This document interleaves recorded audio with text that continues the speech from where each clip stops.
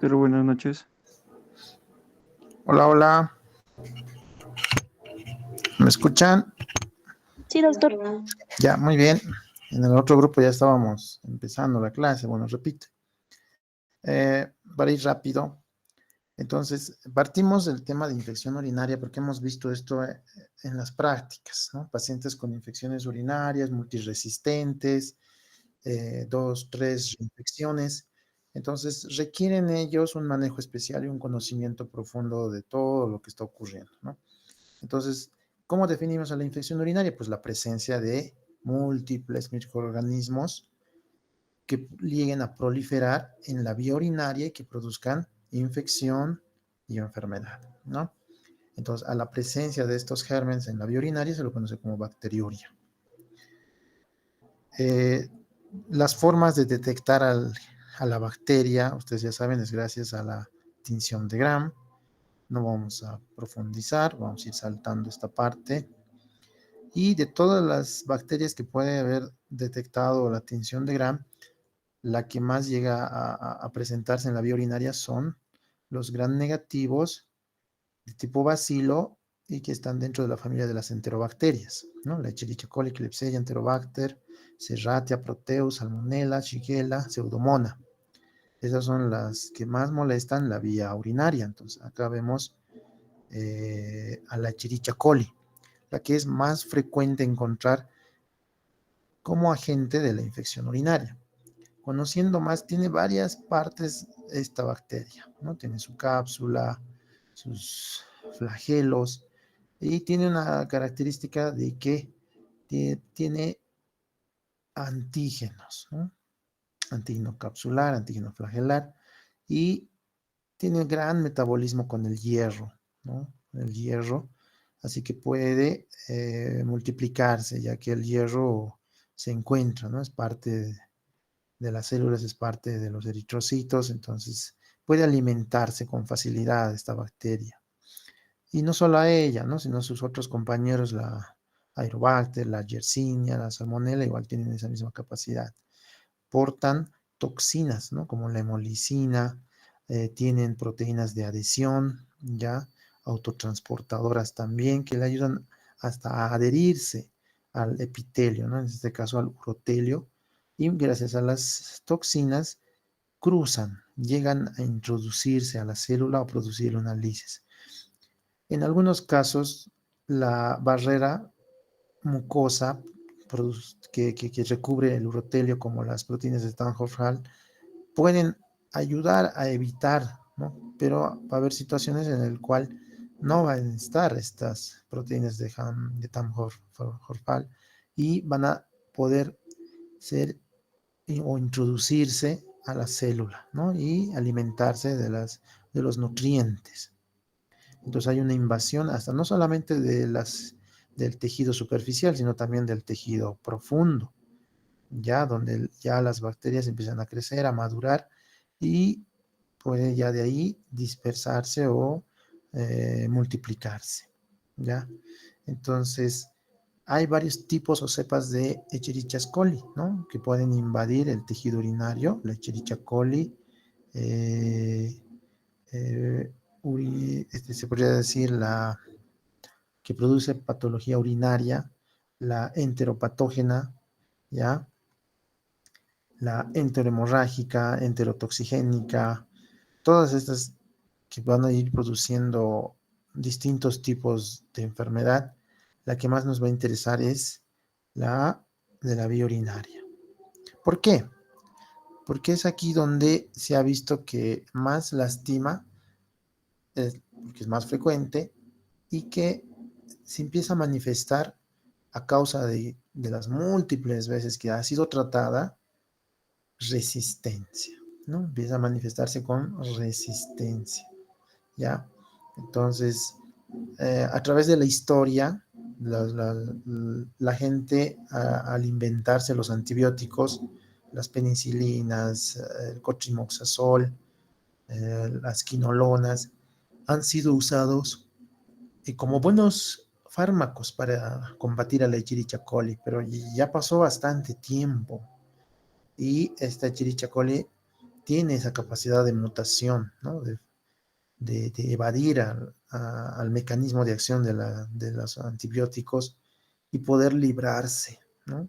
No logran lisar la pared celular, ¿ya? Entonces, la bacteria sobrevive y se vuelve resistente al fármaco, ¿no?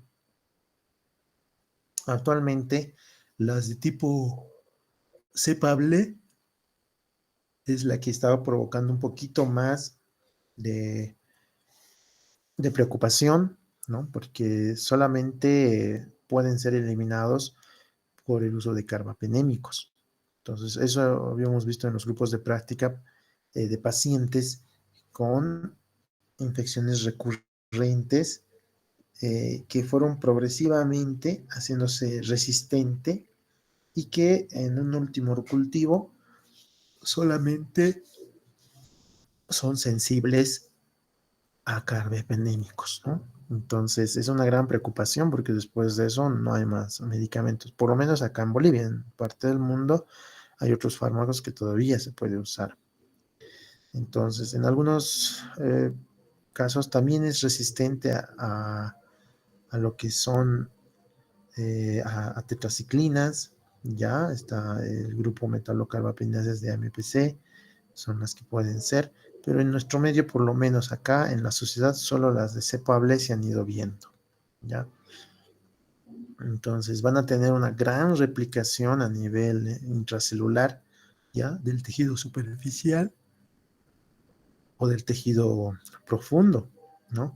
Y sobre todo, estas células tienen una especie de reservorios, ¿ya? Que son casi insensibles a los antibióticos. Como ven acá, miren, si es que uno toma un antibiótico vía oral que va a ser eliminado por la orina y la acción va a ser local, solamente del urotelio, las capas superficiales serían las que van a lograr eliminarse las bacterias, pero no tanto así de las capas profundas, ¿no? Donde el antibiótico no va a llegar, pero están ahí, ¿no? Como reservorios, la Escherichia coli, y es por eso es difícil la eliminación. En algunos casos el tratamiento se prolonga, eh, no solo a 7 días, 5 días, sino hasta 14, 21 días de tratamiento antibiótico, sobre todo con carbapenémicos. Entonces vamos a ir hablando un poquito más profundo. Entonces la relevancia es que puede afectar a cualquier tipo de edad y género, ¿no? Tanto varón como mujer. El diagnóstico realmente es confiable porque con solo un cultivo, un orocultivo, el tinción Gram, se puede identificar a la bacteria. Hay que iniciar un tratamiento que deba dar resolución, ¿no? Al cuadro de la infección urinaria y no permitirnos hacer recurrencia, ¿no? Fracaso terapéutico. Hay que conocer los factores de riesgo para poder prevenir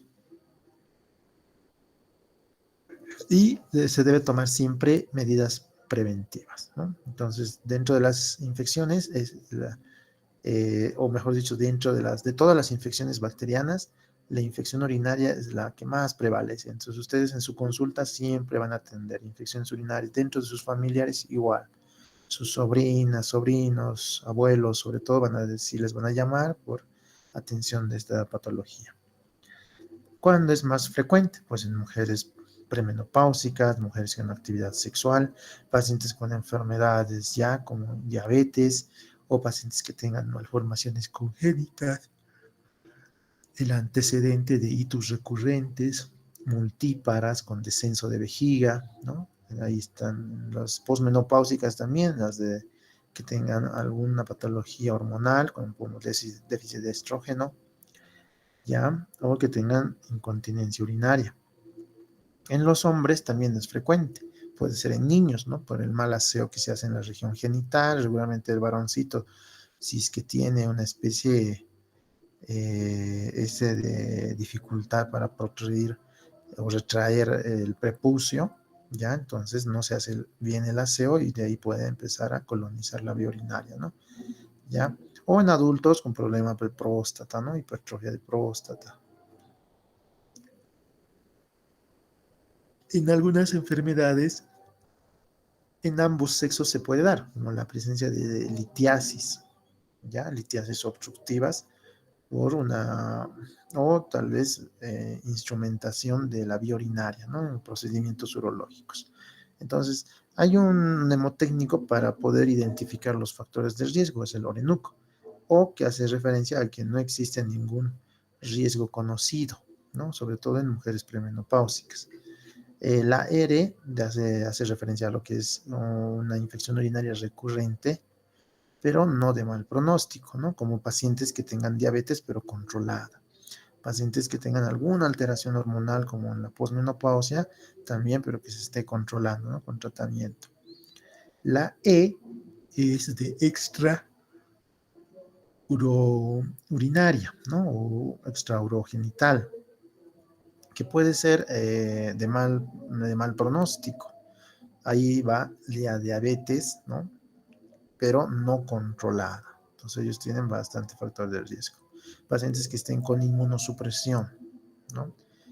Como hemos visto con el último grupo, el pacientito con eh,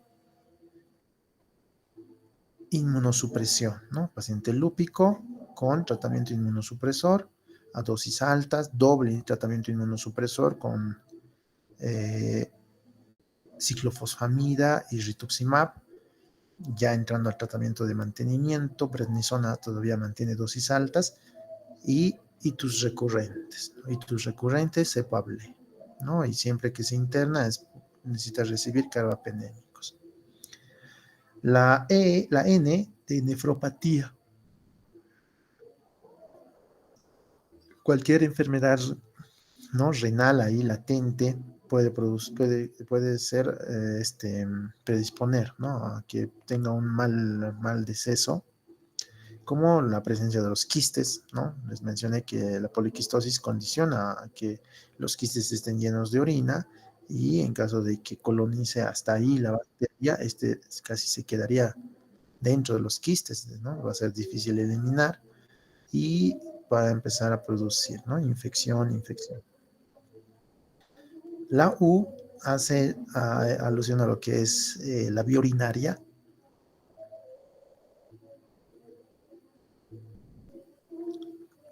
como una piedra, una litiasis ureteral, o pacientes que requieran el sondaje vesical. Ahí está lo que es la bacteriuria asintomática o la vejiga neurogénica, ¿no? Y la C es pacientes que tengan que usar sonda vesical de tipo permanente, ¿no? Sonda vesical permanente, ¿ya? O algún factor urológico, pero que no tenga solución, ¿no? Pacientes con realmente patología prostática severa y que estén usando sonda vesical, o que hayan necesitado hacerse la talla vesical y que por la talla necesiten tener siempre la sonda permanentemente, ¿no? Obstrucciones no resueltas de la vía urinaria o la vejiga neurogénica.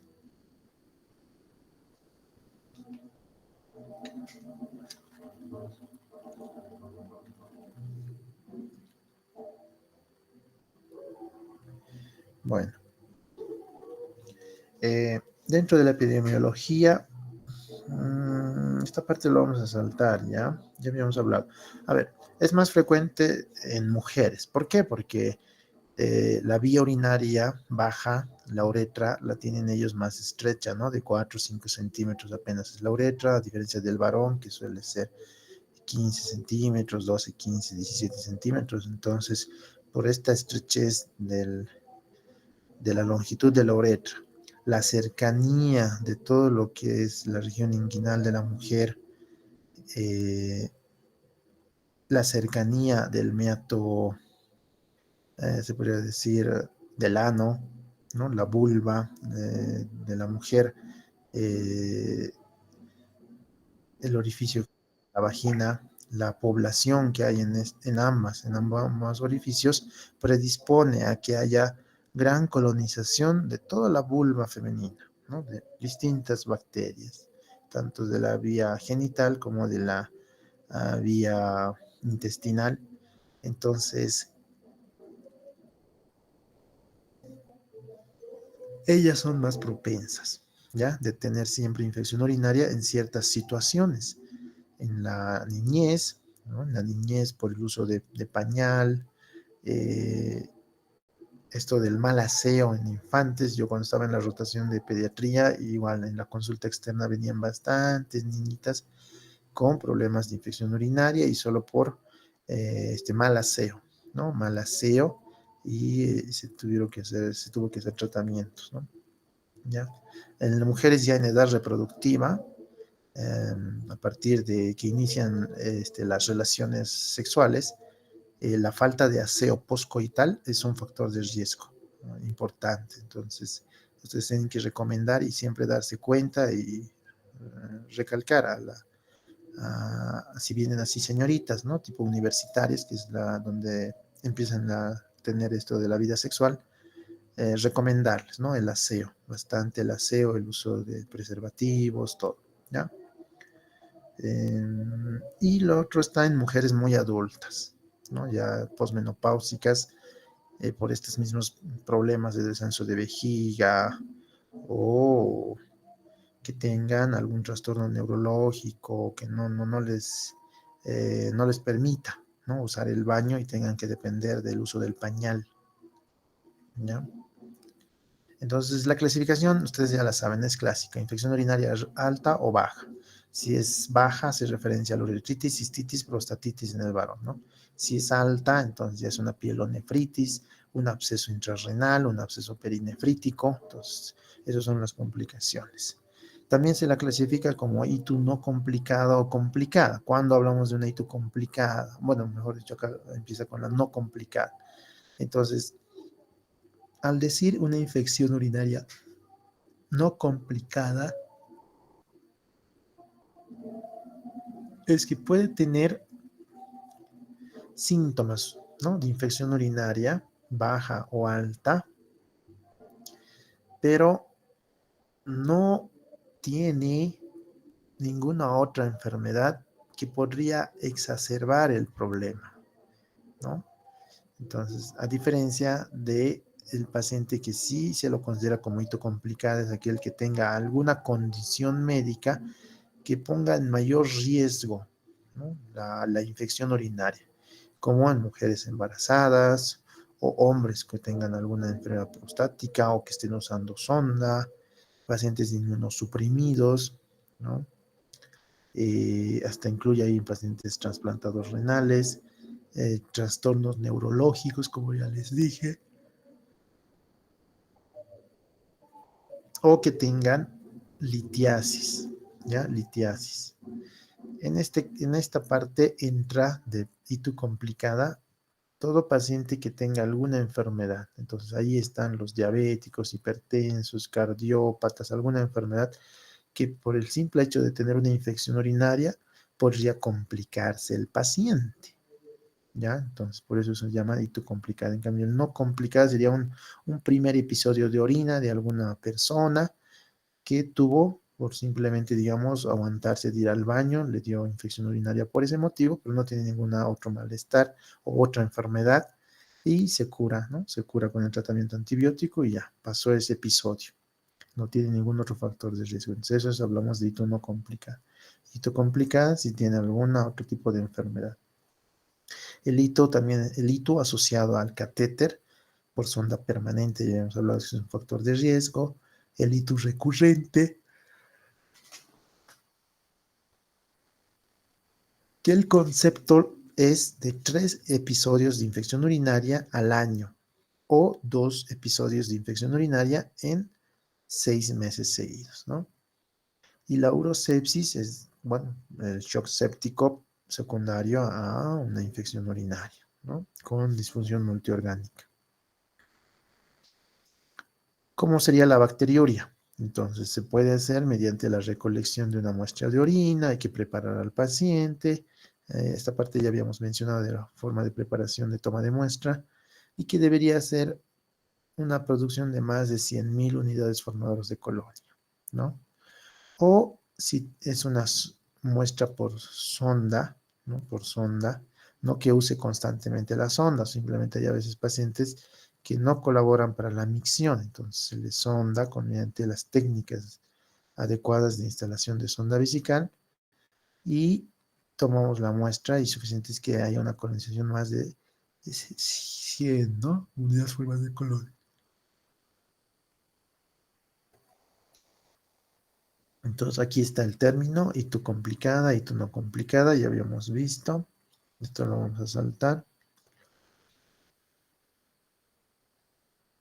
Los que predisponen a itus complicada es lo que les dije yo, ya hemos visto esto. Y tu recurrente, 2 episodios en 6 meses o 3 en 12 meses, que sería entonces recaída o persistencia, ¿no? Que se da regularmente en un 20% de los pacientes. Bueno, es que el mismo germen nuevamente aparezca, ¿no? Digamos, tú estabas con Escherichia coli, te ha dado infección urinaria, o Escherichia coli, ¿no? Persistencia que se dé después de 2, 3 semanas de la primera infección, ¿no? Con que hayan aparentado tener una curación, pero luego de 2, 3 semanas empiezan nuevamente a tener los mismos síntomas, ¿no? Y eso se da sobre todo cuando tú eliges la pauta corta. Recuerden que por lo que es ITU alta y ITU baja, el tratamiento es distinto. En la ITU baja, la pauta es corta, monodosis, pautas de 3 días, 5 días a lo máximo, ¿ya? Pero en algunos casos puede venir con una recaída o persistencia, ¿no? O que el paciente haya tenido alguna enfermedad urológica, ¿no? Y por ese motivo ha recaído. La reinfección, sin embargo, que es también frecuente en el 80%, es cuando otro germen, otro tipo de cepa ha producido la infección urinaria, ¿no? Puede ser otra bacteria o otra cepa de la misma, del mismo germen. Y regularmente igual se produce a las 2 semanas de la primera infección, ¿no? Eso sí se da en mujeres en edad joven, en edad fértil, ya, o en posmenopáusicas también, o en trastornos urológicos, ¿no? Trastornos o cirugías de vía genital. Entonces, aquí están los factores de riesgo, ¿no? Genéticos hay, factores inmunológicos, diabetes, pacientes inmunosuprimidos, factores anatómicos, pacientes que hayan sido sometidos a cirugía de vía urinaria o presencia de litiasis, el embarazo mismo, factores biológicos, ¿no? Ahí está lo que es, ¿no? El inicio de las relaciones sexuales, el uso de espermicidas, el uso del diafragma, o tratamiento antibiótico previo a la incontinencia urinaria que puede padecer ciertas mujeres después de varios hijos tener, siempre tienen a la edad adulta empezar a tener incontinencia urinaria, cistocele, ¿no? En varones, residuo postmiccional, ¿no? Y bien. O al final, alteración de la flora vaginal, ¿no? En algunas mujeres que usan igual un tratamiento de óvulos, eliminan la flora vaginal y hay una alteración de esta población y de ahí se contamina la vía urinaria. Entonces hay varios artículos que han visto esto, ¿no? De la microbiota vaginal y su utilidad en la protección de la vía urinaria, que han ido promoviendo que no se debería hacer tanto uso de estos antisépticos, ¿no? Porque predisponen a infección urinaria, ¿ya? Entonces, acá vemos que el factor del primer germen causal es Escherichia coli, ¿no? Acá en un estudio seguido de Proteus, Klebsiella, Citrobacter, Enterobacter, Pseudomonas. Entonces, tanto de la no complicada como de la complicada, ¿ya? Esto de los gram negativos. Y de los gram positivos, la clásica, ¿no? El Staphylococcus, eh, tanto, aquí está el Saprophyticus, ¿no? Staphylococcus, pero también se ha visto Staphylococcus aureus, ¿no? Infecciones urinarias, ¿ya? La patogenia, habíamos dicho que es la colonización de la bacteria, que puede tener 3 vías se puede decir, de infección. Entonces sería la vía urinaria, que es la vía más común, que es ascendente, ¿ya? Desde la uretra sube hasta los riñones o a la vejiga para producir infección baja. La hemática, que puede provenir por una infección lejana, puede ser esta por estafilococo o puede ser esta hasta por tuberculosis, ¿no? Y la linfática, ¿no? De igual forma, por linfática, alguna lesión aledaña cerca al riñón o a la vía urinaria, entonces puede ir y provocar la infección urinaria. Bien. Entonces, la vía más frecuente, urinaria, ¿no? Con ascenso. Y a medida que va ascendiendo, colonizando la bacteria, van a tener los síntomas, ¿no? Dolor uretral, disuria, dolor en región de hipogastrio, y luego a medida que vaya ascendiendo a la uretra y al riñón, puede ya tener fiebre, escalofríos, malestar, náuseas, vómitos, dolor lumbar, hemorragia, ¿no? O sea, hematuria.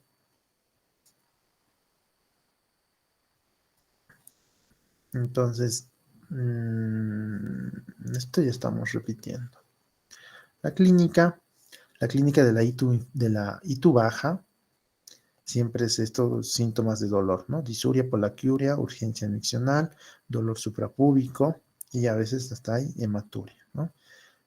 Y la ITU alta, sin embargo, no es que no haya dolor, sino que hay otro tipo de manifestaciones, la fiebre, ¿no? Fiebre, escalofríos, dolor lumbar y sobre todo la sensibilidad costovertebral, ¿no? Ahí está la maniobra de puño percusión positiva, ¿no? Algunos pacientes no presentan síntomas, ¿no? No presentan o no tienen fiebre, pero eso no quiere decir que no puedan tener. Entonces, hay síndromes clínicos que uno debe diferenciar, el síndrome miccional y el síndrome infeccioso. El síndrome miccional es la irritación de la vía urinaria baja, ¿no? La uretra y la vejiga. Entonces, ¿cuáles son los síntomas?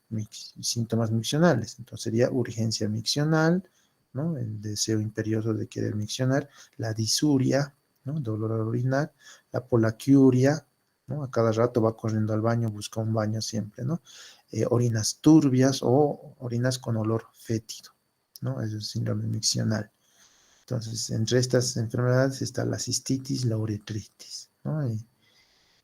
Y en el síndrome infeccioso es donde ya hay datos, ¿no? De que la infección es más severa. Entonces puede darse por problema prostático, ¿no? Una infección prostática, o puede darse por una infección ya a nivel renal. Y la manifestación clínica es la fiebre, escalofríos, dolor lumbar, ¿no? Náuseas, vómitos. Y eso quiere decir que el paciente pueda tener una prostatitis aguda o crónica o una pielonefritis aguda, ¿no? Una pielonefritis aguda que en algunos casos el manejo es siempre en sala de internación. El diagnóstico, la sospecha, debe haber siempre una sospecha clínica, ¿no? Ustedes tienen que ver que tenga eso. Puede tener síndrome miccional o síndrome infeccioso. Si la tiene, ahí ya está ahí el criterio de sospecha clínica. Luego está ver el examen de orina. Ya hemos mencionado que del examen de orina tendría que haber piuria, microhematuria, bacterias abundantes, nitritos positivos, ¿no? Orina fétida, densidad alta. Entonces, esas pueden ser las características de un examen de orina, ¿no? Y sobre todo hacer un cultivo, ¿no? Un urocultivo para determinar realmente cuál es el agente causal y el tratamiento y si todavía es sensible a múltiples fármacos o quizás ya es resistente, ¿no? Entonces, esta parte ya les mencioné. Tinción GRAN para determinar al germen. ¿Dónde está? Sí. Diagnóstico diferencial. Puede tratarse de un cálculo renal y una infección urinaria a la vez, ¿no? Porque la presencia de cálculos es un factor de riesgo. Vaginitis, ¿no? Igual, hay mujeres que tienen el dolor y como está cerca el aparato reproductor a la vejiga, entonces puede haber un dolor referido, ¿no? Entonces siempre hay que ver si es que tienes realmente síndrome infeccioso o síndrome miccional, ¿ya? Y si ustedes sospechan que no tiene otro tipo de dolor, no va asociado a la vía urinaria, entonces siempre tienen que pedir un Papa Nicolau, ¿no? En Papa Nicolau. Siempre a las mujeres que sospechen que no, su problema no es infección urinaria. ¿Ya? Uretritis en los varones sobre todo, ¿ya? Es necesario hacerles un cultivo de secreción uretral, ¿no? O en este caso un cultivo de espermas, ¿no? De líquido seminal, para ver si es que hay algún germen por ahí. Cistitis intersticial, ¿ya? Es un diagnóstico de exclusión. ¿Qué quiere decir? Que no hay una infección, sino hay una inflamación nada más a nivel de la vejiga. Puede también ser por algún germen, pero solo es la vejiga, ¿ya?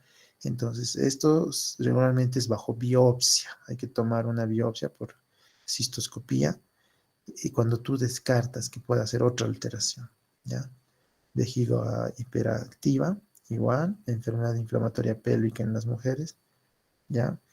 Y siempre ver si es que se trata o no se trata de una bacteriuria asintomática.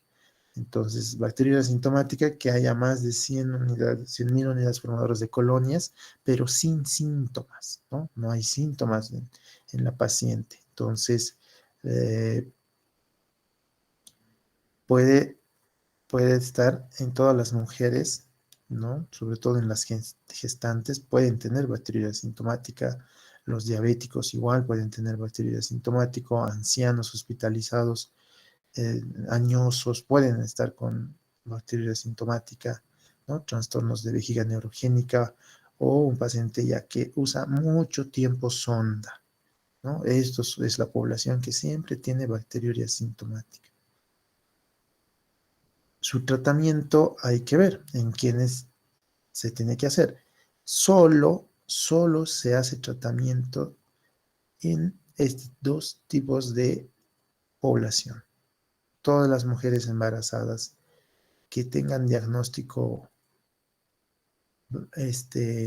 laboratorial de infección urinaria, urocultivo positivo, el examen de orina igual da todos los parámetros para infección urinaria, se hace tratamiento, aunque no tenga síntomas, ¿ya? Se hace tratamiento, con los tratamientos que son acordes a la edad gestacional. Y todo aquel paciente que tiene bacteriuria sintomática y que va a ser sometido a alguna intervención quirúrgica, ¿ya? Alguna intervención o procedimiento como una cistoscopía, instalación de doble J, lo que sea, tiene que iniciarse tratamiento antibiótico, ¿ya? Solo en esas dos situaciones la bacteriuria asintomática se trata. En el resto no requiere tratar, ¿no? Acá te da una lista de bacterias asintomáticas y te dice en cuáles sí o sí hay que tratar, ¿no? Gestantes y si sí que va a ser sometido a alguna intervención, ¿ya?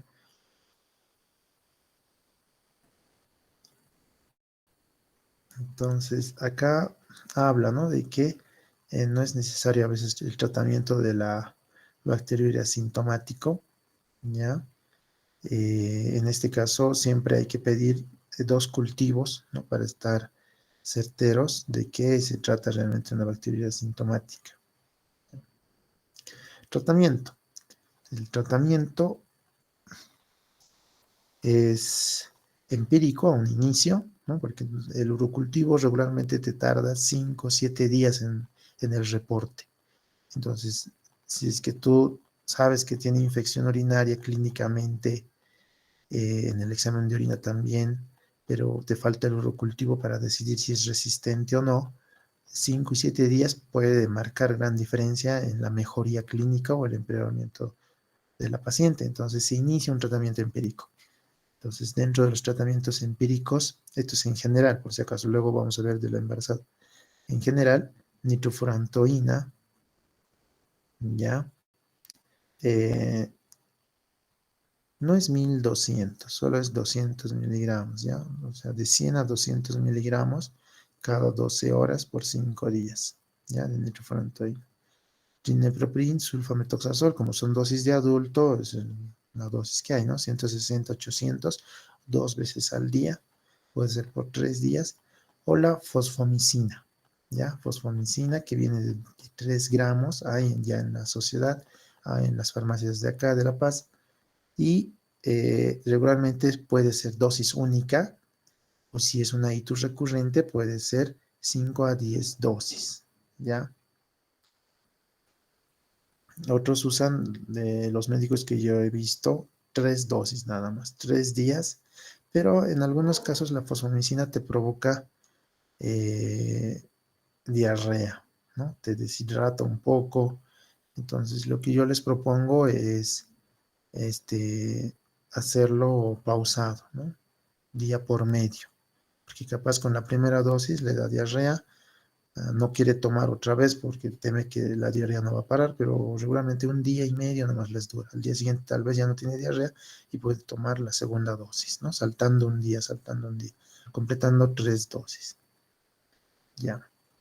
En caso de que tú sospeches, ¿no? Porque la paciente viene y te dice, doctor, ya esto es la tercera vez que me da en el año, o ya tenía una infección hace 2 meses, esta es la segunda vez que me da, entonces tú avanzas en el tratamiento, no das nitro, ni cotrin, ni fósforo, ¿no? Y todavía trimetoprim o el cotrimoxazol ya es bastante resistente en nuestra población, muy pocos usan este medicamento, ya tal vez en niños, pero ya en adultos no, ¿no? Porque es casi pensar que realmente es resistente, ¿no? Que ya la bacteria en nuestra sociedad está circulando así, resistente a cotrimoxazol.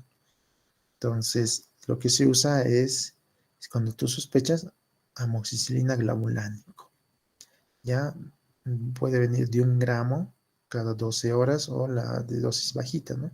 La de 500, 127 miligramos cada 12 horas por 7 días, ¿no? Porque tú sospechas que puede haber resistencia. Entonces, no le das una pauta corta de 3 días, 5 días o dosis única, sino le das una pauta de 7 días. Luego están las cefalosporinas orales, como la cefixima, ¿no? Que puedes darle igual 7 días. Y cualquiera de las quinolonas, norfloxacino o ciprofloxacino. No damos tanto levofloxacino, ¿no? Porque este tratamiento realmente está reservado como segundo esquema o tercer esquema de tratamiento para tuberculosis, ¿no? Que estén haciendo RAFA o sean multiresistentes. Entonces, en ese caso, sí levo para infección urinaria, muy poco yo uso, ¿ya? Muy poco. Solamente Cipro, Norflox o no, en sí no les doy. Y también en nuestra sociedad es rápido que hagan resistencia, ¿no? Igual en la cepa que anda en la sociedad, la mayoría ya es resistente a quinolonas, ¿ya? Solo en caso de que sea un primer episodio de infección urinaria, una jovencita y de 18, 25 años que esté con su primera infección urinaria, ahí tal vez yo recete quinolonas. Pero como ustedes saben, hay que descartar embarazo. Siempre ustedes tienen que pedir y preguntar la fecha de última menstruación, ¿ya? Y hasta si pueden hacerle firmar en la hoja de evolución o en la nota de la consulta, la paciente asegura que no está embarazada porque su último periodo de menstruación fue hace 2 semanas y no tuvo relaciones sexuales en este tiempo, ¿no? En estas 2 semanas desde su menstruación, en el cual yo descarto embarazo e inicio tratamiento, ¿no? Que puede ser teratogénico, ¿no? O producir hasta el aborto, ¿no? Las quinolonas, ¿ya?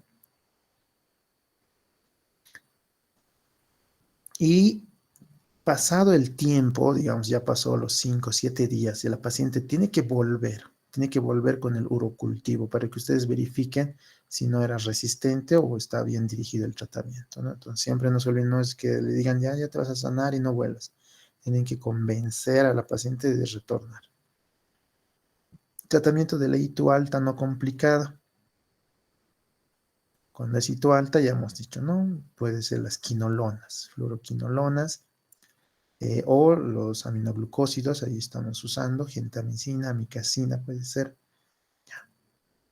En algunos casos requiere hospitalización cuando hay mayor compromiso del estado general, debilidad, fiebre, hiporexia, náuseas, vómitos. La paciente tal vez en la casa no va a tomar tu tableta, tú le has dado no, norfloxacina, o si te ha ocurrido darle levofloxacina, no va a poder tomar, ¿no? Lo va a vomitar, no va a haber buen apego al tratamiento y va a empeorar. Entonces, en ese caso, se interna y tratamiento por vía parenteral, ¿no?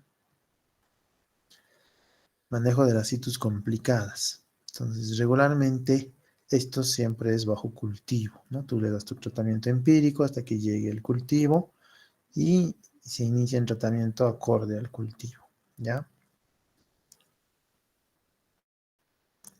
Hay que realizar cuando tú tienes situ complicada algunos estudios, ¿no? Hay que ver si realmente la parte cardíaca, pulmonar, hepática, renal. Entonces, siempre hay que pedir, si es que el paciente se va a internar, todos los estudios para descartar, ¿no? Alguna complicación que puede tener. Si es que fuera diabético, igual las glicemias seriadas que en el hospital hay que hacerle, ¿ya? Y tú en ancianos. Recuerden que en ellos es recurrente, ¿no? Y son los ancianos los que tienen más comorbilidades, entonces hay que estar atentos a todo. Esto es como de la pacientita ahorita que está internada, que hemos visto con uno de los grupos, que tiene más o menos de 84 años y que está internada ya 2 meses por múltiples patologías y en las últimas 3 semanas hizo infección urinaria, lesión renal aguda y que 2 veces ya presentó infección urinaria, ¿no? Y le estamos tratando, pero por sus múltiples patologías y su estado en el que está así, ¿no? Bien delicada, con un pronóstico realmente reservado. Entonces, bacteriuria asintomática en el adulto mayor, ya hemos dicho, si es que no va a ser sometido a una intervención, no se trata, ¿no? No se trata bacteriuria asintomática, al menos que tenga síntomas. Eso alguien me preguntaba, doctor, entonces, ¿le tratamos o no tratamos si es que empieza a tener una bacteriuria asintomática síntomas?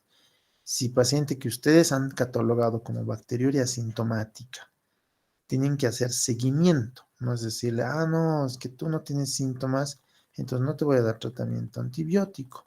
Así nomás ando a la casa y nada más, ¿no? Ustedes tienen que hacer seguimiento y decirle, en el primer momento en que tengas fiebre, dolor al orinar, dolor en la espalda, vienes, porque tal vez la infección se ha activado y necesites tratamiento, ¿ya? Entonces ustedes al que lo cataloguen como bacteriuria asintomática, hacen un mayor seguimiento. Bacteriuria asintomática en el adulto mayor, ya. Muy bien. Y tú en la gestante, ¿no? Ya hemos dicho que todo y tu embarazo se debe tratar, sea bacteriuria asintomática igual, se debe tratar y siempre se debe hacer urocultivo, ¿ya? Un urocultivo. Se debe evitar ciertos fármacos como las quinolonas, nitrofurantoína, el cotrimoxazol, ¿ya? An- Sobre todo algunos antibióticos previos al parto también, hasta la ceftriaxona hay que tener cuidado, ¿ya? Se puede dar betalactámicos, ¿ya? Y fosfomicina también. Es seguro dentro de lo que es el embarazo. Entonces, se ha visto que si tú tratas a embarazadas con bacteria asintomática, reduces el porcentaje de probable complicación, ¿no? Como una pielonefritis severa, un absceso, como del caso de la señora que les conté, embarazada con un absceso perirrenal, y, ¿no? Entonces, eso pues, ustedes reducen, ¿no? Reducen la probabilidad de que ocurra esto, ¿ya? Sobre todo, la bacteriuria asintomática aparece en el primer trimestre, entonces ustedes no lo piensen 2 veces y hacen el tratamiento, ¿no? Ya. Entonces, cuando tú haces, reduces el riesgo de pielonefritis, ¿no? En un 23%, reduces el riesgo de parto prematuro en un 64% y reduces el riesgo de bajo peso al nacer igual en un 27%. Entonces, por ese motivo se trata. Bacteriuria asintomática en el embarazo, ¿qué tratamiento se puede dar? Miren, todos son categoría B. Fosfomicina, 3 gramos, un único día. Nitrofurantoína, 100 miligramos cada 12 horas por 5 días. Amoxicilina glavulánico, cefuroxima, cefixima, ¿no? Esos se pueden dar. Y el cotrimoxazol se debe evitar, ¿no? Sobre todo en el primer y tercer trimestre no puedes darle, ¿no? Quinolonas totalmente contraindicada. Entonces, esto ustedes tienen que conocer porque siempre va a llegar a su consulta una mujer embarazada y infección urinaria. Bacteria sintomática, ¿no? Esta parte ya estamos repitiendo. Catéteres urinarios. Entonces, regularmente se debe hacer. se debe hacer en caso de que tengan algún tipo de necesidad de portar el catéter. Entonces, siempre se hace un seguimiento con el examen de orina, ¿no? Y se va verificando si tiene síntomas o no. Hay un paciente, por ejemplo, en la clínica, don Pedro se llama, que siempre viene y es portador crónico de sonda y la esposa siempre está yendo de un consultorio a otro para que le den antibiótico. Entonces yo ya le hablé y le dije, no, tu esposo tiene bacterias sintomáticas, no tiene fiebre, no tiene escalofríos, no necesitas tratamiento, entonces no tomes nada, pero ven a la consulta. No convencida, ha ido ya al urólogo, luego al cardiólogo, como es viejito, ha ido al reumatólogo, a todos a pedir antibiótico, ¿no? Mi esposo siempre está con infección, mira su examen de orina, está todo mal, su cultivo dice que tiene aquí este germen, así, pese que ya se le ha explicado muchas veces, no hacen caso, ¿no? Pero sigue ahí haciendo más resistente a la bacteria la señora, siempre se va pidiendo antibióticos. Muy bien.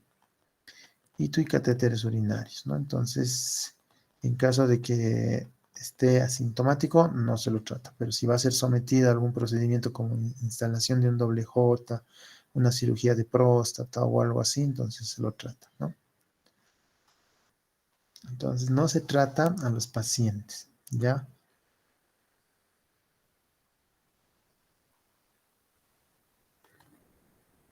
Y tú en pacientes trasplantados renales, igual.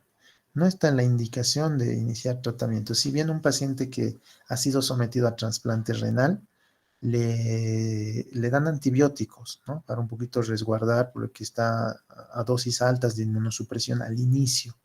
El día que le han trasplantado ya le han dado un inmunosupresor fuerte. Entonces, eh, por ese motivo un poco protegen, ¿ya? Protegen con antibióticos, pero no es para tratar infección. Pero sí suele ser frecuente en pacientes así, inmunosuprimidos, la infección urinaria, y es por eso que el paciente trasplantado se hace igual seguimiento. Cada 2 semanas, cada mes tiene que venir con su muestra de orina para ver que no haya una infección urinaria ahí que podría entorpecer, ¿no? En esto del injerto renal, ¿ya? Pero no se lo debe tratar. Muy bien, bacteria sintomática, igual aquí. Ya, solo 3 de 6 episodios bacterias sí se volvieron. Miren acá, de pacientes con trasplantado, dice acá, ¿no? 3,6 de los episodios de bacterias sintomáticas se volvieron sintomáticos, ¿no? Un tercio pielonefritis cursaron sin antecedentes de bacteriuria sintomática. Ya el 51% de las bacterias sintomáticas se resolvieron con antibiótico y el 37% se volvió sin tratamiento. ¿No han visto si era necesario tratar la bacteria sintomática? En conclusión, el cribo y tratamientos sistemáticos de la bacteria sintomática más allá del segundo mes después del trasplante no proporciona ningún beneficio.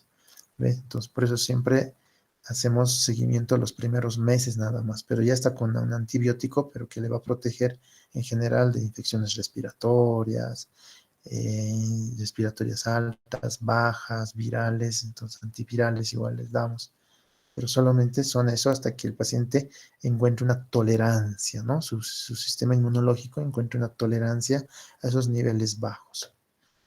Muy bien. Diabetes mellitus, igual no está indicado tratar pacientes diabéticos con bacteriuria sintomático. Tratamiento de la cistitis, como es una ITU baja, siempre el germen es Escherichia coli, ya hemos visto, fiebre, escalofríos, síndrome miccional, recuerden, ellos tienen síndrome miccional, el tratamiento puede ser corto, ¿no? Pautas cortas, ¿no? De nitrofurantoína, cotrimoxazol, fosfomicina, ¿ya? O en caso de que sea resistente a todo esto, recuerden, quinolonas podemos usar o amoxicilina glavulánico. Muy bien. Cistitis aguda no complicada. Bueno, da lo mismo, más de lo mismo es. Cistitis, pielonefritis aguda complicada.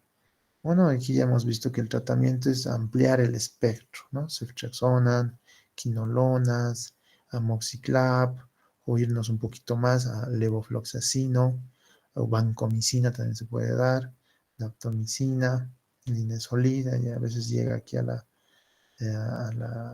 o cambiar ya de imipenem Meropenem también se puede, o Estapenem, que también ya está llegando a la ciudad. Infecciones urinarias complicadas, ¿como cuál? La pielonefritis enfisematosa, ¿ya? Con generación, ¿esto quién la produce?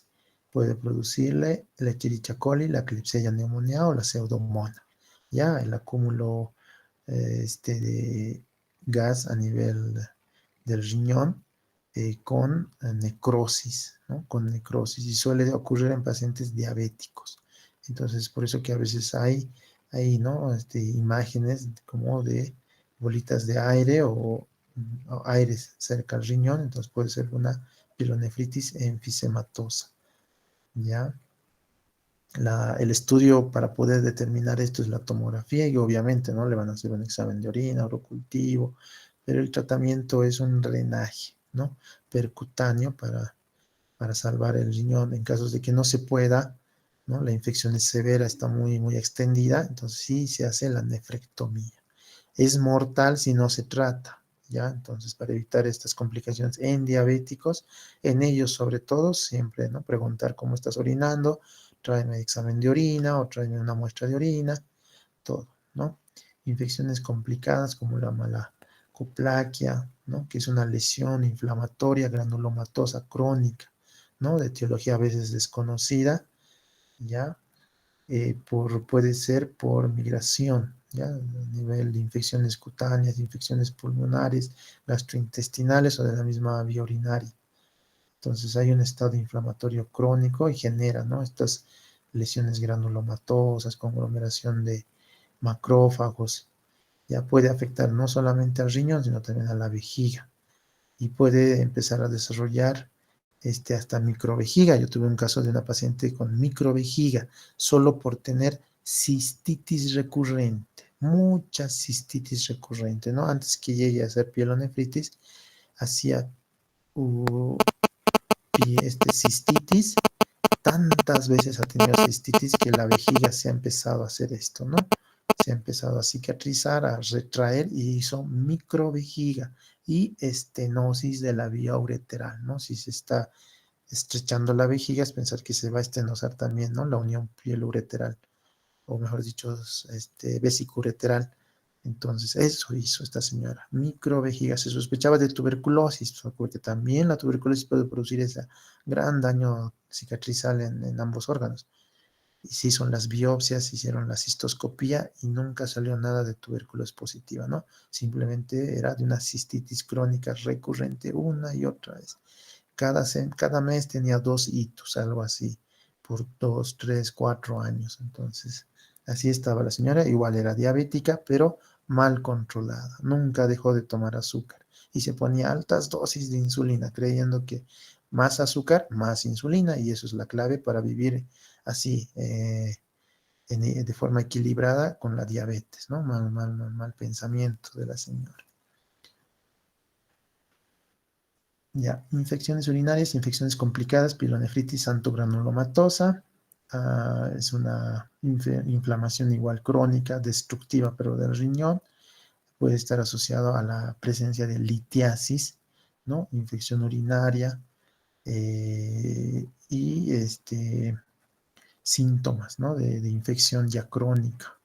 Entonces, el agente puede ser Escherichia coli o Staphylococcus aureus, ¿no? U otra bacteria gran negativo en alguna enterobacteria. El tratamiento cuando ya tienes este tipo de pielonefritis antigranulosa es realmente nefrectomía, total o parcial. De los que yo he visto, los urólogos siempre han hecho total, ¿no? Y aquí se ve la imagen de la tomografía, ¿no? De la región abscedada, ¿no? Y todo comprometido, no se ve como el otro riñoncito. Entonces, esto de la resistencia realmente es un gran problema, ¿no? Es un gran problema que debe ser abordado y que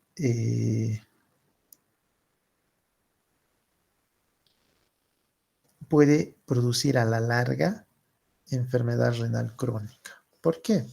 Por ese mismo del estado inflamatorio. Yo les hablé de que la enfermedad crónica histológicamente es eso, ¿no? Es una inflamación, son lesiones inflamatorias persistentes en el riñón con pérdida del glomérulo y el riñón una vez que se pierde si empieza a cicatrizar. El intersticio inflamado, lo mismo, empieza a cicatrizarse los túbulos. Entonces, a la larga, por múltiples episodios de infección urinaria, van a desarrollar enfermedad renal crónica, ¿no? Entonces, hay que prevenir las infecciones urinarias y todos los factores de riesgo que hemos visto hay que tratar de evitar en la población. Entonces, ustedes como médicos tienen que ir recomendando y tomar esas prácticas para evitar, ¿ya? Muy bien. Infección por cándida, igual. En algunos urocultivos te describen IFAS. En ese caso, ustedes piden cultivo micológico de orina. Igual va a tardar, se hacen 3 muestras de origen, ¿no? Una muestra un día, otra muestra segundo y el tercer día una muestra. Lo mandan al laboratorio y luego igual de 7, 8 días sale el resultado y la mayoría sale siempre que es cándida, ¿ya? El agente etiológico y en ese caso usan, ¿no? El tratamiento. Pero también pueden ser otro tipo de gérmenes, aspergilos, Chichospirón, ¿ya? Pueden ser Cryptococcus y predispone, ¿no? Predispone la presencia de los cálculos renales, manipulación de la vía urinaria como una litotripsia percutánea, uso de nefrostomos, problema prostático, vejiga neurogénica. Miren, son los mismos problemas, pero ya la gente ha cambiado. Entonces, los mecanismos, ¿no? Por vía ascendente, sobre todo es la principal, o puede ser diseminación hematógena, ¿no? Que van a los riñones. La fisiopatología de la ascendente, bueno, es la misma que de la bacteriana. Las lesiones pueden estar asociadas a ambos riñones, ya no solo uno, a ambos riñones pueden estar y pueden formar microabscesos, ¿ya? Y la manifestación clínica es lo mismo: dolor costovertebral, sensibilidad, escalofríos, alzas térmicas y el diagnóstico, ¿no? El cultivo micológico. El tratamiento, en su mayoría, es suficientes con antifúngicos como el fluconazol, ya, pero también puede ser tanto bioral o en tabletas, las hay, entonces se puede, ¿ya? Candiduria sintomática, ¿no? A ver, vamos a ir pasando por esta cosa. Se ha hablado en algunas veces que algunas micosis pueden ser resistentes al fluconazol, ¿ya? Y por eso es bueno hacer el cultivo micológico, donde también te hacen, ¿no? Te entregan, se puede decir, resultados, ¿no? De que con qué podría ser eliminado. Tal vez con anfotericina B nomás les requiere, pero realmente son sensibles al fluconazol, ¿ya? Luego estaríamos viendo ahora, ya hemos salido parte de lo que es vejiga, uréter y riñón. Ahora estaríamos viendo algunas infecciones de más abajo, ¿no? Que están relacionados a otro tipo de gérmenes, como los gonococos para la uretritis gonocócica o las no gonocócicas secundarias a clamidia, trichomona, ¿ya? Y los síntomas son casi como el síndrome miccional, ¿no? Escozor prurito, disuria, eritema, un poquito en el meato urinario, hay eliminación de exudado uretral y el cultivo, se debe hacer el cultivo del exudado, como les dije, si es varón, entonces un cultivo, porque esto del exudado a veces es difícil, ¿no? Difícil de obtener. Entonces, del líquido seminal, ¿no? Un cultivo de líquido seminal para poder obtener. El tratamiento, cuando es uretritis gonocócica, suficiente es la monodosis de ceftriaxona o también de la doxiciclina y en algunos casos metronidazol también, si es que fuera asociado a trichomonas, ¿no? A veces esto es una ITS, ¿no? Una infección de transmisión sexual, y algunos están asociados no solo a un germen, sino a varios. Entonces, por eso se hace ese tipo de cultivo, ¿no? Y no se olviden, el tratamiento siempre es en pareja, ¿no? De la prostatitis, lo mismo, igual. Puede estar asociado igual dolor al miccionar, puede haber fiebre, mucha fiebre sobre todo, ya que en algunos casos requiere internación, porque la fiebre es incontrolable, llega a 38, y el dolor y el malestar es muy intenso, ¿no? Para el varón, entonces de ese modo requiere de internación para un tratamiento un poquito de manejo de dolor, ¿ya? Se puede iniciar tratamiento empírico, pero esto tiene que perdurar más días. Miren, 21 días de quinolonas o cotrimoxazol, ¿ya? Y hay que ver realmente si no hay retención aguda de orina, ¿ya? Porque por la prostatitis, la próstata está agrandado. ¿Esto cuándo se van a dar cuenta? Cuando ustedes vean paciente con patología miccional y les dije que si no cuadra algo en el caso, en la evolución clínica del paciente, entonces ustedes piden estudios complementarios, sobre todo si es en varón. En varón siempre hay que pedirle ecografía. Ya les repetí, ecografía renal, vesical, pre-postmiccional y de próstata, ¿no? Y si es un paciente joven, porque si ya tiene prostatitis, de seguro es un paciente sexualmente activo y la próstata va a estar grande, 30 gramos, 40 gramos, para alguien que tenga apenas 30 años, 35 años, es dudoso, ¿no? Que sea por una hiperplasia. Entonces, sí o sí es una prostatitis y hay que mandarlo nomás al urólogo para que el urólogo, porque sí o sí próstata corresponde a urología, pero nosotros en nefro avanzamos un poquito, ¿no? Para poder conocer también orquipedidimitis, no lo vamos a saltar, la tuberculosis urinaria, recuerden, es una afectación que se transmite por vía hematógena, ya que puede afectar tanto la corteza, la médula o la vía excretora. Puede dar lugar a la microvejiga, como ya les mencioné, y puede haber polaquiuria, piuria estéril, ¿no? Y hematuria. Entonces, eh, regularmente afecta y requiere para el diagnóstico el cultivo BK en orina, ¿no? Para que le hagan mediante el método de Lowenstein la identificación del bacilo, ¿ya? El tratamiento, ustedes tal vez lo tratarán como una infección urinaria normal, pero no mejoraría. Entonces, tiene que haber otros datos clínicos que les pueda dar. Entonces, ¿cuándo sospechamos? Entonces, regularmente no hay unos síntomas principales, ¿no? Cuando la tuberculosis está localizada. Entonces, regularmente si es que tiene algunos síntomas, tendría que dar algo de que tenga infección urinaria recurrente, ¿no? Porque la bacteria al colonizar esta parte altera el epitelio y puede recién reinfectarse, tal vez con alguna bacteria o una enterobacteria, y estén las dos, ¿no? La enterobacteria y también la de tuberculosis. Al hacer el tratamiento solo estás tratando la enterobacteria, ¿no? La infección por enterobacteria, pero no de la tuberculosis.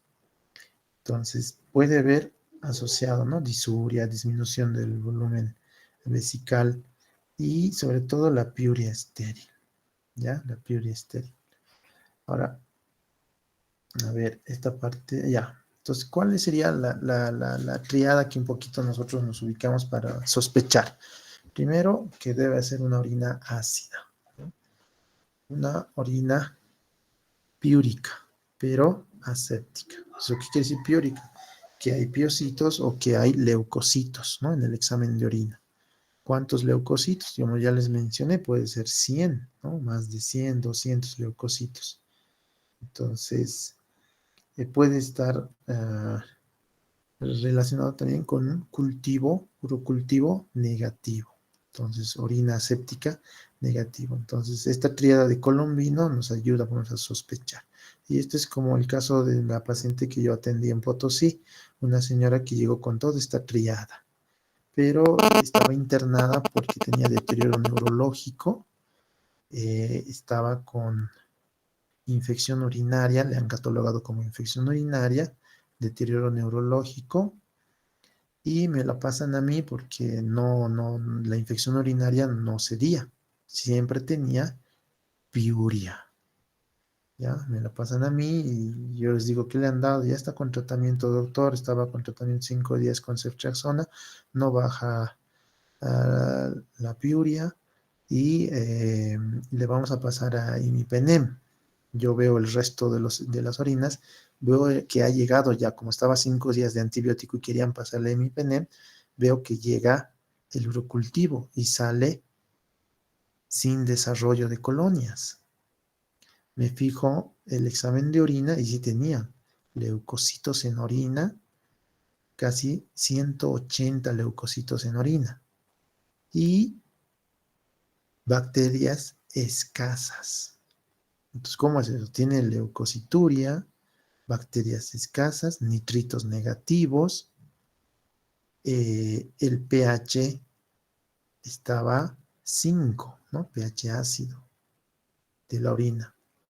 Entonces yo en ese momento les propongo y les digo, esto es tuberculosis y tuve que iniciarle yo el tratamiento para tuberculosis. Era un día sábado y ese sábado mismo yo inicié el tratamiento para tuberculosis. No, miento, no era ni sábado, era viernes en la tarde. Todos se van en Potosí en el Hospital Bracamonte en la mañana, en la tarde solo se quedan residentes. Entonces, en la mañana hablo con la neumóloga y le digo de mi sospecha y quería yo que la neumóloga me ayude a pedir al programa el tratamiento para tuberculosis, pero ella me dice, no, yo no me meto en eso porque es extrapulmonar, eso lo tratarás tú. Y yo le dije también, tiene clínica de tuberculosis meningia, ¿no? Porque está desorientada. Entonces, yo sospecho que tiene tuberculosis meningia. Necesitamos hacerle una punción lumbar y de ahí hacer el GeneXpert para el diagnóstico de tuberculosis. Y con eso iniciamos tratamiento también, le dije. Entonces, le llamé al neurólogo y el neurólogo me dice que no viene los viernes y que sábado tampoco no va a venir a hacer ninguna punción lumbar y que lo esperemos al lunes o martes cuando él va a volver. Así. Entonces, como no había ayuda por ninguna de las dos especialidades, entonces yo inicié el tratamiento. Más bien, el Hospital Bracamonte tenía unidad de infectología y siempre en estas unidades de infectología donde se internan pacientes con tuberculosis, hay medicación de sobra del esquema de tratamiento. Entonces, fui, pedí a enfermería que me dé y iniciamos el tratamiento, ¿no? Bajo mi prescripción. Y fíjense que a los 3, 4 días hubo mejoría. Ya no estaba con alteración neurológica, ya hablaba bien, se alimentaba bien. A la semana ya la leucocituria había bajado, ya estaba solamente 15 por campo. El estado clínico estaba mejor. Estaba con un poquito de creatinina elevado, 1.8, bajó a 1.5, 1.2, mejoría completa. Ahora ustedes dirán, pero doctor, ¿no habrá sido porque los médicos le han dado el imipenem? Sí, porque los médicos internistas le estaban dando imipenem. Y ellos a mí me decían, no es tuberculosis, doctor, me decían, está con sepsis, entonces tiene una meningitis y tiene su infección urinaria, entonces ya hemos iniciado imipenem y va a mejorar. Yo les he dicho, no, esto es tuberculosis, ya hemos mandado los cultivos de orina para BK, pero lastimosamente el cultivo para el desarrollo en medio del Lowenstein tarda 20 días. Entonces, ha llegado a los 20 días, yo para eso ya le he dado de alta a la paciente porque clínicamente ha mejorado bien. Estaba ya en condiciones de alta, le he dado de alta, llega el cultivo de BK en orina y sale positivo 3 cruces de tuberculosis. Entonces, ¿yo en qué me he guiado? Triada de Colombino, ¿ya? Entonces, eso es la recomendación que les doy para que ustedes también, ¿no? Siempre vean esta triada para poder identificar, ¿ya? Esto del reflujo vesicoureteral lo hemos visto en CACUT, ¿ya? No es necesario repetir. Otras infecciones, absceso renal perirrenal, ¿ya? Gangrena de Fournier, que hay que tener mucho cuidado, ¿ya? Sobre todo en pacientes que tengan celulitis, ¿no? A veces es frecuente ver en el hospital gangrenas, ¿ya? Urosepsis, un estado muy complicado que requiere manejo en terapia intensiva, vía central, antibióticos de amplio espectro. Ustedes no se tienen que recordar del SOFA para poder identificar pacientes sépticos en gran estado de compromiso. No se olviden siempre ver, ¿no? La presión arterial, el pulso, la saturación para determinar, ¿no? Y los únicos aquí criterios que ustedes ven, ¿no? La hipotensión, el estado de Glasgow y la frecuencia respiratoria, ¿no? Para poderlo diagnosticar del estado séptico, más sobre todo si tiene temperaturas elevadas de 38, taquicardia, de saturación, entonces no lo piensen dos veces, es para internarlo directamente a sala, valoración por terapia intensiva y sobre todo gran aporte líquido, ¿no? En la mayoría de los pacientes sépticos siempre la primera medida es hidratación, ¿no? Hidratación. 4 o 5 litros al día de hidratación, su diurético y el resto de antibióticos y medidas generales, ¿no? Si es que lo van a intubar, va a estar en sala de terapia intensiva, distinto es el manejo. Muy bien. Mensajes para la casa. Las infecciones están en todo lado, en toda población, ¿no? Entonces ustedes van a ver, este es un tema que deben dominar de infección urinaria y tienen que realmente ver si es complicada o no complicada, clasificar al paciente de ese tipo. Si es complicado, ustedes se alarman y buscan más factores que podrían asociarse a un mal pronóstico, ¿ya? Si es que ven que tenga bacteriuria asintomática, ya saben, no lo tratan, ya saben en qué situaciones nomás se trata y hacer seguimiento del paciente, no decirle ya venite en 6 meses, no, hacerle seguimiento, siempre decirle me visitas en un mes por lo menos y me cuentas si es que estás teniendo algún síntoma. ¿Ya? Muy bien, con eso acabamos lo que es infección urinaria.